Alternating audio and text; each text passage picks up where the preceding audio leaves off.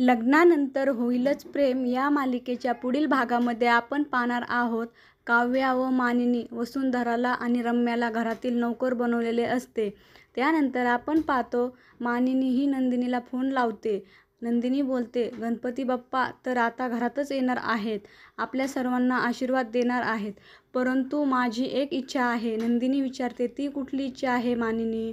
मानिनी सांगते, मला तुझी व काव्याची मंगळागौर करायची आहे. आणि त्याच वेळेस आपण पाहतो काव्या आणि नंदिनी दोघेही आवाकून झालेले असतात. त्यानंतर आपण पाहतो वसुंधराला मानिनीने स्वयंपाकाचे काम दिलेले असते. कांदा कापत असताना तुझ्या डोळ्यामध्ये पाणी येते.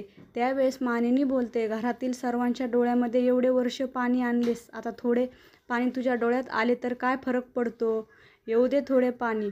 त्यानंतर आपण पाहतो रम्याला काव्या ही फरशी पुसायला लावते आणि बोलते, लवकर आटप, आणखीन सर्वांचे बेडरूम हॉल बाकी आहेत.